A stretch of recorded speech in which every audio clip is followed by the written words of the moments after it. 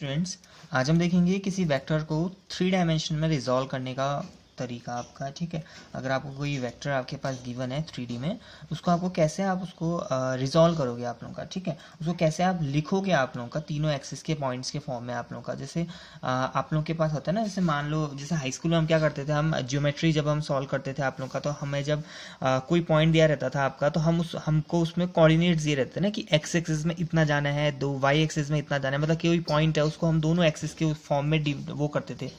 ऐसे ही अब वो तो हम 2 डायमेंशन पढ़ते थे हाई स्कूल तक, अगर हम 3 डायमेंशन में पढ़ेंगे तो हम उसमें फिर 3 डायमेंशंस का तीन आपके आ जाएंगे, जैसे 2, 3, 5 ऐसे करके आ जाएगा। इसका मतलब है एक्स एक्सिस में 2 जाओ, वाई एक्सिस में 3 एंड जेड एक्सिस में 5 जाओ आपका।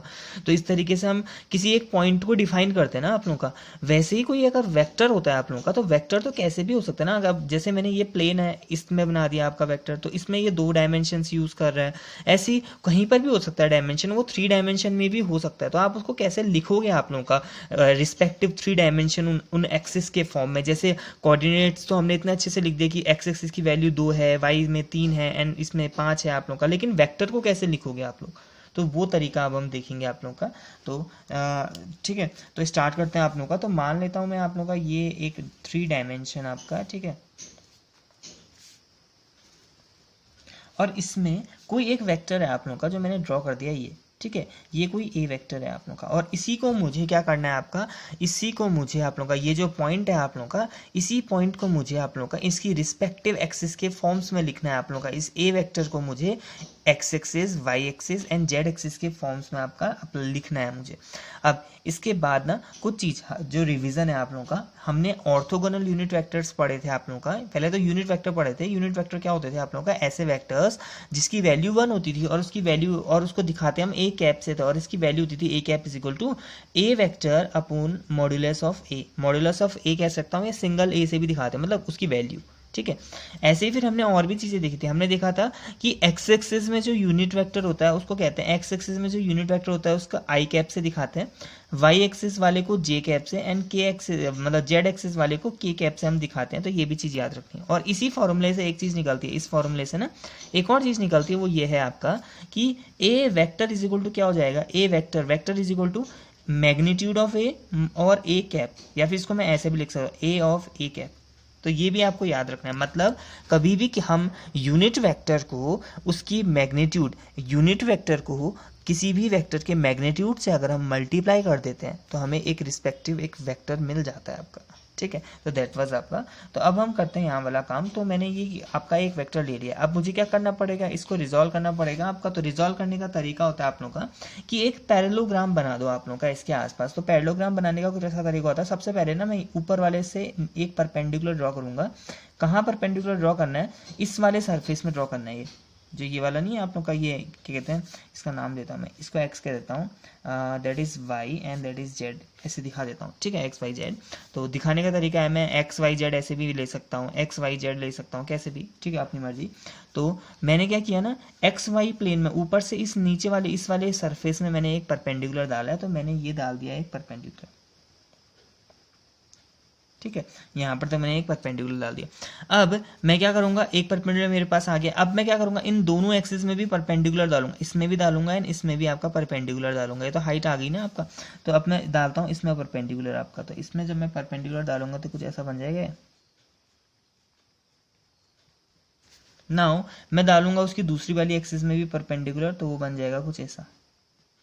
तो मैंने आपकी क्या किया, इसकी हाइट से पहले मैंने नीचे इस वाले प्लेन में परपेंडिकुलर डाला, उसके बाद मैंने इसमें भी परपेंडिकुलर डाला एंड देन इसमें भी परपेंडिकुलर डाला। तो समझना कुछ ऐसा क्या हुआ होगा आप लोगों का। इस पॉइंट पर मैं कैसे पहुंचाऊंगा, इस पॉइंट पर मैं कैसे पहुंचाऊंगा ना, देखना। सबसे पहले मैं ओरिजिन से इधर पर गया हूँगा, ठीक है, फिर इधर पर मतलब वाई एक्सिस में गया हूँगा, उसके बाद मैं ऐसे गया हूँगा, मतलब एक्स एक्सिस की डायरेक्शन में गया हूँगा। ठीक है, उसके बाद मैं जेड एक्सिस की डायरेक्शन में गया हूँगा। जब मैंने ये तीनों डायरेक्शन ट्रेवल कर दी होंगी तो मुझे ये फाइनली ये वेक्टर मिल जाएगा आपका। तो कुछ इस तरीके से। तो ये है आप लोगों का इसका कुछ पाथ आपका वहाँ पहुँचने का। साथ में इस वाले को मैं दिखा देता हूँ यहाँ से, ठीक है, और इसको भी मैंने एक एरो से दिखा दिया। अब मैं क्या करता हूँ, जो ये नीचे आपका एक पैरेललोग्राम बना है, इसको पूरा कंप्लीट कर देता हूँ आप लोगों का। तो कंप्लीट करने का सिंपल सा तरीका है, यहाँ से भी ऊपर को डाल दो, ठीक है, एंड यहाँ से भी मतलब कहने का मतलब एक पैरेललोग्राम बन जाना चाहिए।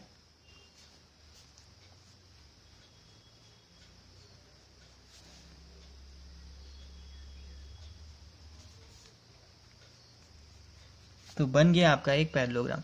ठीक है, अब इसमें मैं कुछ नाम देता हूँ, जैसे इसका नाम मैंने ओरिजिन ओ दे दिया, इसका नाम मैं देता हूँ पी, इसका नाम देता हूँ क्यू, इसका नाम देता हूँ आर, एंड इसका नाम देता हूँ कैपिटल टी। ठीक है, नाउ यहाँ से देखना, और इसका नाम आ जाएगा आप लोगों का O P Q P R T S दे देता हूँ चलो। ठीक है, तो ओ एस जो है आपका ओ एस वैक्टर, इसी की वैल्यू तो ए वैक्टर के बराबर है नहीं है। ठीक है, नाउ हमने ओ एस वैक्टर देखो यहाँ से यहाँ साथ में ये, अगर मैं vector rule of triangle rule का फॉलो करूँ तो जो ये ए वेक्टर होगा ये किसके बराबर आ जाएगा, ए वेक्टर या ओ एस वैक्टर, ये हो जाएगा आपके पास O T vector plus S T vector, ये टी एस वैक्टर के बराबर होगा नहीं होगा, O T vector plus T S vector, arrow है ना आपका, ये देखो एरो, ये एरो, ठीक हो गया, ये फाइनल एरो आपका ए वेक्टर वाला। तो ये कुछ इस तरीके से हो गया आप लोगों का, तो O T vector is plus S T vector is equal to A vector. ठीक है, अब नाउ ओ टी वैक्टर की वैल्यू क्या होगी, ओ टी वैक्टर पहले हम यहाँ आए थे, उसके बाद हम यहाँ से कहाँ आए थे, इधर पर आए थे, तब जाके मुझे ये पॉइंट ओ टी मिला था आप लोगों का। ठीक है, तो इसका मतलब है कि O Q plus Q T, O Q plus Q T, इन दोनों वेक्टर्स को जब आप ऐड करोगे तो आप फाइनली इस पॉइंट पर आप पहुंच जाओगे आप लोगों का। ये वैल्यू को ऊपर प्लेस करो तो यहाँ से ओ एस वैक्टर की वैल्यू कुछ आ जाएगी, देखना O S vector is equal to आ जाएगा O Q vector plus Q T vector plus T S vector. ठीक है, अब यहाँ समझना आप लोग का, मान लेते हैं जो ये वेक्टर है ना, इसका एक्स एक्सिस में जो ये वैल्यू है आपके, इसकी जो ये एक्स एक्सिस में वैल्यू है इसको कहता हूँ मैं ए एक्स, वाई एक्सिस में इसकी जो वैल्यू उसको कहता हूँ ए वाई, और जेड एक्सिस में जो वैल्यू उसको कहता हूँ मैं ए जेड। ठीक है, तो यहाँ पर से मैं ऐसा लिख सकता हूँ A vector is equal to O Q, O से लेकर क्यू क्या है, ए वाई वेक्टर। ठीक है, क्यू से लेकर टी क्या है, क्यू टी है, ओ टी है, ओ टी का, अच्छा क्यू टी है। ठीक है, तो Q से लेकर T कितना होगा, Q से लेकर T, Q से लेकर T, क्योंकि ये हमने पैरेललोग्राम बना रखा है तो जो QT होगा वही OP भी होगा, आप लोगों का पैरेलल है और बराबर भी होंगी नहीं लेंथ आपका, तो ये हो जाएगा आपके पास AX vector plus TS vector क्या होगा, T से S, ये क्योंकि ये एक पैरेललोग्राम है और ये इसकी हाइट है, तो ये वाली हाइट कहूँ या ये वाली हाइट, बात एक ही है आपका, इसका मतलब है ये क्या होगा आपका AZ वेक्टर।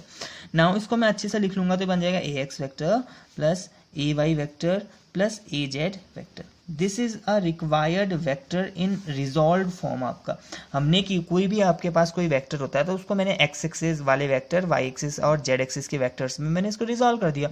इसी को हम दूसरे तरीके से भी लिखते हैं, वो कुछ इस तरीके से, देखो जो वेक्टर होता है ये हमने देखा था आपने, जो वेक्टर होता है वो कुछ चीज़ों का मल्टीप्लाई से बनता है, एक तो उसकी value multiply by unit vector. ठीक हो गया, तो कोई भी वेक्टर आपका कैसे बनता है, हम जब उसमें मैग्नीट्यूड और magnitude multiply by unit vector कर देते हैं, आपका यूनिट वेक्टर कर देते हैं तो हमको पता चल जाता है उसका। तो अब ए एक्स वेक्टर क्या होगा मुझे बताना, ए एक्स वेक्टर होगा आपका इसकी वैल्यू, मतलब ए एक्स वेक्टर हटा दोगे तो उसकी वैल्यू बचती है आपका, multiply by unit vector, x axis में कौन होता है यूनिट वेक्टर, एक्स एक्सिस में यूनिट वेक्टर होता है आई कैप, तो ये इसका मतलब है ए एक्स वेक्टर को मैं ऐसा लिख सकता हूँ। ऐसे ही ए वाई वेक्टर को मैं क्या लिख सकता हूँ, ए वाई इंटू जे कैप।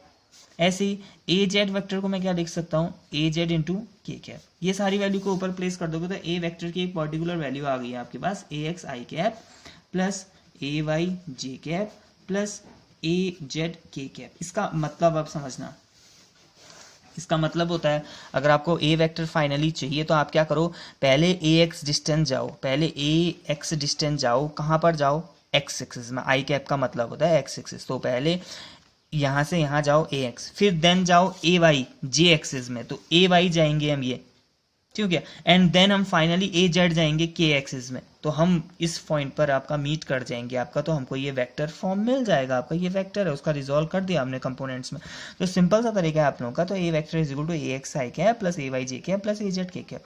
अब दिक्कत यहाँ पर ये होती है ना आप लोगों का, जैसे ये जो वेक्टर है, देखो ये वेक्टर है, इसकी वैल्यू हमें पता थी ए एक्स थी, ये वेक्टर है इसकी वैल्यू कितनी थी ए वाई, ये वेक्टर है इसकी वैल्यू ए जेड। अब इस वेक्टर की वैल्यू क्या होती होगी, इस वेक्टर की वैल्यू देखो एक्स एक्सिस में ए एक्स है, वाई एक्सिस में ए जेड है और के एक्सिस में, तो ओवरऑल इसकी वैल्यू कितनी होगी, इसका मैग्नीट्यूड कितना होगा ओवरऑल, ये मैग्नीट्यूड कहूँ या खाली ए कितना होगा वेक्टर, इसकी बस वैल्यू कितनी होगी, तो इसकी वैल्यू होती है आपके पास under root A x square plus A Y square plus A Z square. अब ये कैसा है यार, दिक्कत की कोई बात नहीं, आपने यहीं पर से निकाला आपका, अगर हम पाइथागोरस थ्योरम लगाएंगे ना तो ये तो परपेंडिकुलर है आपका, यहाँ से ए स्क्वायर इज इक्वल टू क्या आ जाएगा, ए स्क्वायर इज इक्वल टू इसका स्क्वायर प्लस इसका स्क्वायर, फिर इसकी वैल्यू ये जैसे ये काम किया था आप लोगों का, तो पाइथागोरस थ्योरम से ये चीज़ आ जाती है आपका, इजीली प्रूफ हो जाती है आपका। तो ये चीज़ आपको याद रखनी है। अगर कभी भी आपको कोई भी चीज़, जैसे मान लो कभी कभी ऐसे क्वेश्चन आ जाते हैं, जैसे एक्स है, कोई एक्स वेक्टर है, उसकी वैल्यू ऐसी है 2i cap plus 3j cap plus 4k cap, और आपसे ये पूछ देगा इसकी वैल्यू कितनी है, इस वेक्टर का मैग्नीट्यूड कितना है, इसका मतलब खाली एक्स की वैल्यू कितनी है, फिर ये पूछ देगा आपको। तो इसका मतलब हो जाएगा एक्स की वैल्यू कितनी होगी 2 square plus 3 square plus 4 square, जो भी ये आगे के हैं इनके स्क्वायर्स का सम, तो कर लेना है, इतना आ जाएगा आप लोगों का। ठीक है, तो ये पूरा का पूरा प्रोसेस है आपका रिजोल्यूशन ऑफ अ वेक्टर। तो अगर आपके पास कोई ए वेक्टर है तो उसको आप आई एक्सिस मतलब एक्स वाई एंड जेड में ऐसे रिजोल्व कर सकते हैं आप लोगों का। ठीक है, तो वीडियो पसंद आए तो लाइक शेयर एंड सब्सक्राइब कर लेना। Thank you.